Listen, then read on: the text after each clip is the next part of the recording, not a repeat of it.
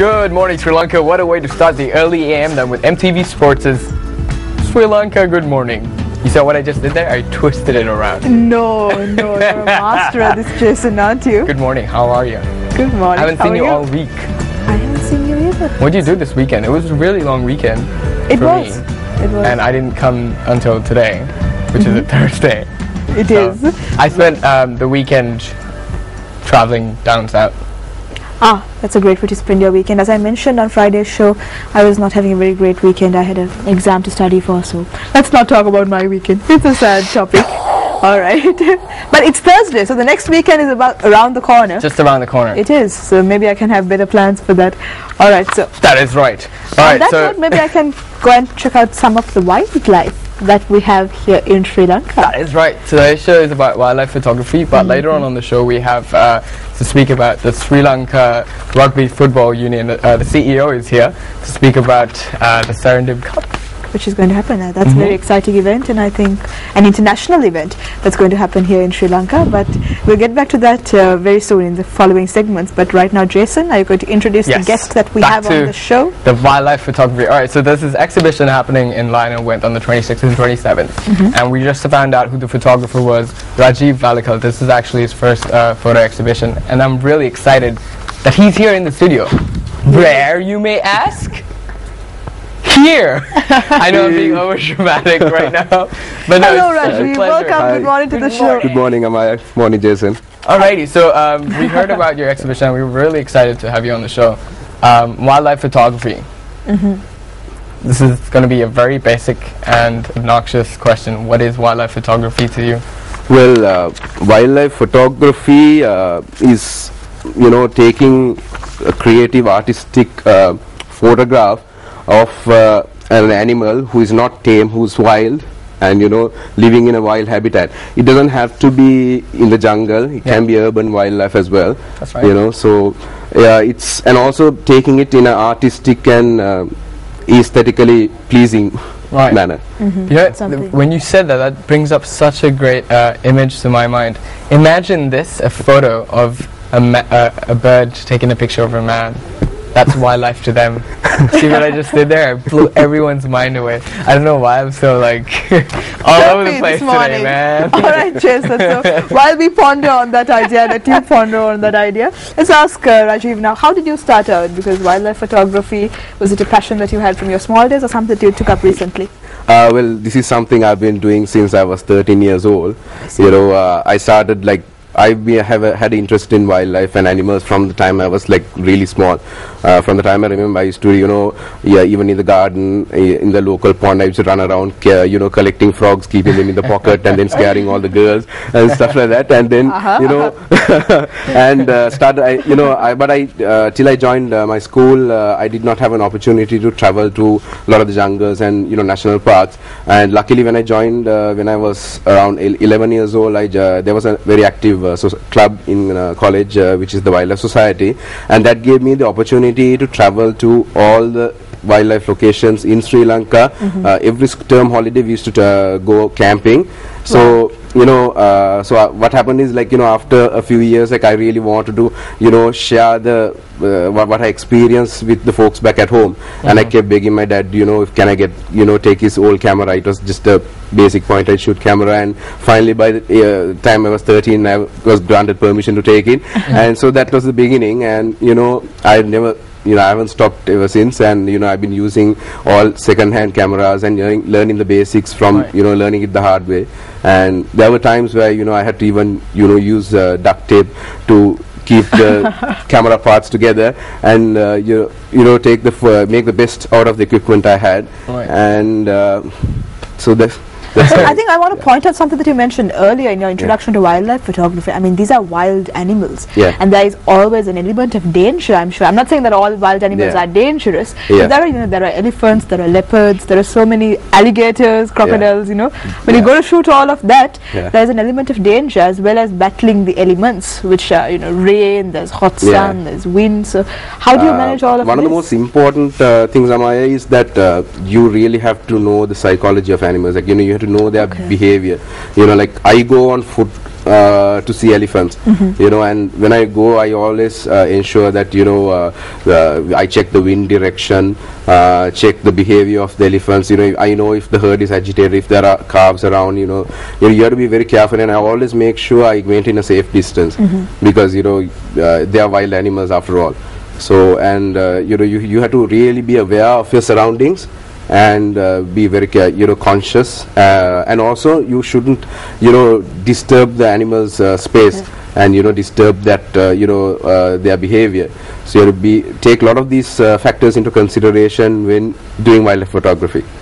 So is this by trial and error that you found out all of these things that you should know, or did you study about it well beforehand? Yeah, a lot of the experiences were taught by senior photographers and, you know, scientists and people I knew who actually were mentors to me, and, you know, who I learned from. So through their teachings and, you know, guidance, these are the rules and ethics which I follow. Right. Now, when you mentioned mentors, obviously they learned from someone else and you're learning from them. Yeah.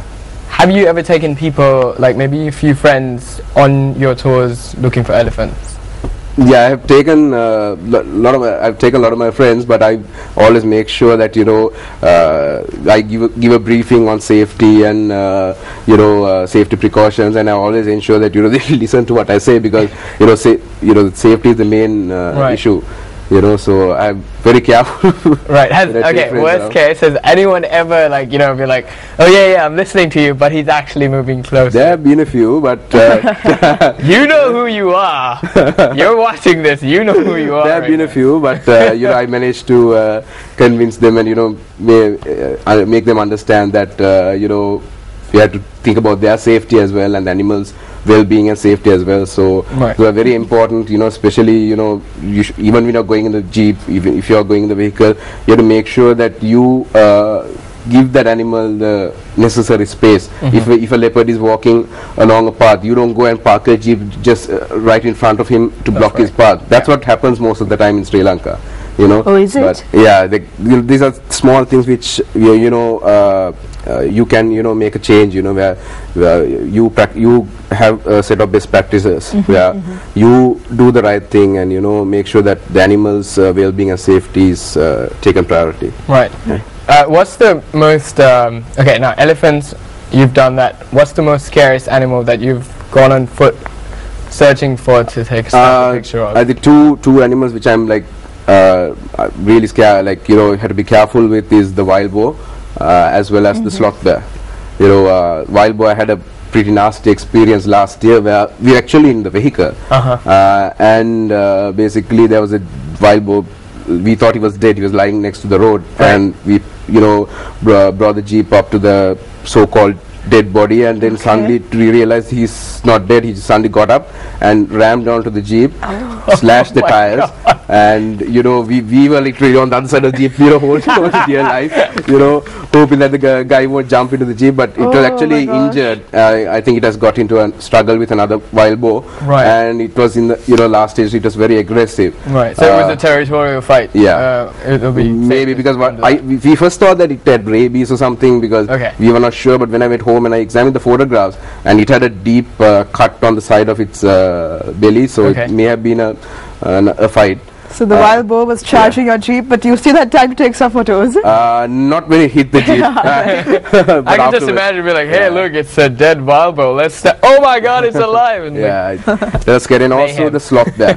That's another scary animal. Oh, yes. I didn't have the camera back then, but we did a hike in Lunugam Vihara National Park, where there was this big rock where we went with the park ranger, and so we were actually in school. I was just out of college, and while about 3/4 up the rock, because I had a leg injury, I said, you know, I told everyone else to go ahead, and I stayed back with two other boys, and after about 20 minutes we suddenly heard noises coming from, you know, between the bushes and all, and you know, grunting noises and all, and suddenly, you know, we realized this is not a place where we just climbed the rock further up and just waited, and to see there was a bear came out, and we were actually sitting in front of its cave. It was a big mistake we did. Wow. And we kept calling the other guys, and they didn't believe us until they, like, you know, they just told us to just make noises and, you know, start shouting so the fellow will go away. So that was a scary experience, and actually a lot of the old hunters and all the experts, the trackers and all have advised that the bear is the most dangerous animal you can encounter in the wild, because their eyesight is pretty poor. So what happens is, if you startle them, they'll charge and attack. Do they ever, now you obviously travel a lot and you know these small secrets that the locals might know. Like I've heard for elephants, make loud noises, sometimes that will work. Well, pots and pans. A lot of Sri Lankan, Sri Lankans, they have a lot of the trackers, they say they have they know something called mantras, where they chant something, and they can stop the elephant. I haven't seen anything firsthand. Most of the time what I've seen is more like a psychological intimidation, where even sometimes when they charge, and they will just raise their hand up and just shout loud, and say something just to you just basically stand your ground. And sometimes, most of the time, the elephant would not be we would get spooked and tuck tail and run. I'm going to jump in there, because right now I think we have some of the photos that Rajiv has taken, and he's the exhibition. Gone through a lot of challenges for that. So let's see some of these pictures. Wow, there we go. That's a kangaroo lizard from Singharaja. I took it with a macro lens. How close did you? It's pretty close. It's a cotton teal taken in Varyapola. It's just in a village pond. I see. And the cotton. And I understand that birds are the hardest to, for example, these birds. This is a really rare bird actually. It's the Sri Lanka bush warbler. It's endemic to Sri Lanka and found in highlands like Horton Plains. That's one of the big elephants. Phenomenal shot that is. That is amazing. It took me 2 months to find this guy. Did it? Quite the time. I was out every weekend. How can you miss an elephant? We'll talk about that later. This is also a nice action shot which I took of a crested hawk eagle in Vilpattu. And that's another one from Kalpitia. Dolphins. That's an amazing composition in that picture. That's really gorgeous. This is a charging elephant. And you were in front of the charging elephant taking this picture? I was in the vehicle, luckily. Okay, you were in the vehicle. Okay. So that's some relief, I guess. This is the owl. He's wet after the rains and he's shaking its wings and drying its feathers, and he looks very annoyed. For me, for a person who doesn't know much about owls, I would think that's a different These are two fighting land monitors. So they're bleeding, and they're clawing each other and fighting. This is one of my favorite pictures. It's a tusker in Vilpattu. Wow. Look at the size of those tusks. It's a big boy. That's such a huge. That's a sloth bear. There we go. The sloth bear. That's also the most dangerous, I guess, too. It's so cute though. It's hard to photograph as well. This is a blue whale taken off Mirissa. So we are lucky to have Sri Lanka to have the largest animal in the world in our waters. Of course. This is taken in Kalaweva. It's the tusker was bullying the other elephant by pushing him around, and he was protesting. These are very rare bird as well. This is called the green-billed kukal, taken in Kitulgala. So it's actually pretty hard to photograph. And this is with the full moon in the background. It's a white-bellied sea eagle. Amazing picture. That's a really amazing picture. And that's in Yala, where there's a leopard is sleeping among the rocks. And with the detail of the rocks, it was an interesting picture. So these are called frog mouths. Pretty funny looking birds taken in Singharaja. And they look like gremlins. They look like owls actually. These are also action shot where the eagle is actually flying among the elephants. Wow. Brilliant. It takes a lot of patience and I guess a combination of luck as well to get these shots. But patience is the key. Patience is key, and also knowing the animal's behavior as well. Okay, alright. So homework and patience. These are blue-tailed bee-eaters. One of the bee-eaters is splashing water around. And this leopard is actually licking the leaves. I don't know why he's doing that, but he's a playful guy. Licking and chewing on the leaves on the tree. That's a leopard feeding on a spotted deer carcass, and the light is falling on its eye. We spent about 30 minutes. It was, and this is a bird called the forest eagle owl, also known as the devil bird.